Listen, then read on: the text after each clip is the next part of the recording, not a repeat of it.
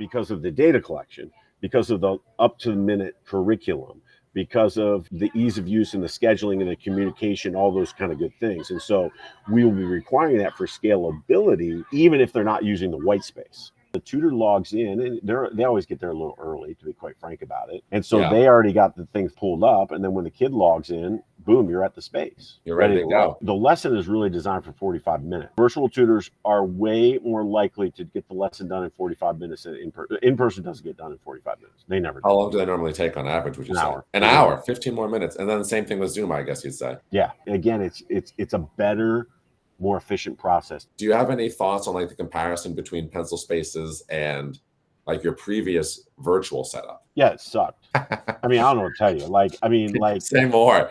Do you have stats that you can No, I can't quantify this. I have no idea why your interface is so much better. It just is. Yeah. I mean, Zoom was a bunch of screen sharing, right? You were screen sharing these slides or whatever. Yeah, you're screen sharing the slides. They were set up. The time to get rolling with the student was on average 15 minutes more, and we had people running around like trying to manage that. We can get 20 students in a classroom, or we can get 10. In person, we can only get 10 students because there's 10 tutors. Virtually, we can get 20 students in that classroom because the adult isn't in the room. The student to supervisor ratio, basically what, double? 12 to 20. 12 to 20. 12 to 20, okay. More than 60%. And actually, I think it could be higher than that, but that's all we can fit in the classroom.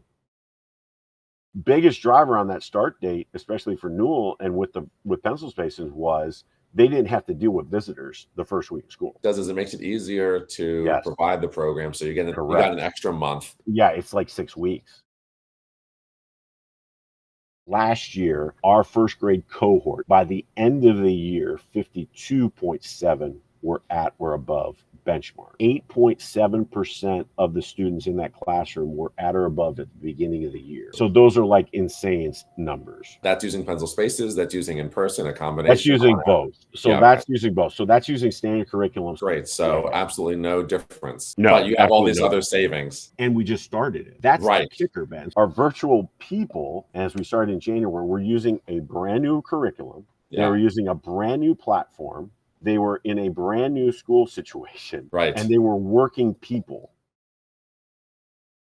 We're getting data faster when we're interacting with Pencil Spaces, of course, and we can make those changes. So like this year, we ran a year, and we realized that lesson 20, only 40% of the kids get it on the first lesson. The average is 80% of the kids get the new concept on the first lesson. They don't have to go to the second. They just move on 80% of the time. Then we saw in lesson 20, it was only 40% got it. So we went in and reworked that curriculum, made it 2 lessons. And that's because of Pencil Spaces you're able to do. Yes, because of the data we're collecting on that. And I guess the ability to change things on the fly and not have to reprint. Yeah, so we would have to wait if we didn't have Pencil Spaces. The whole scalability of this just spins out. It just starts going like this when you get everyone on digital. Do you think that virtual will outperform in person? Yes, there's no doubt.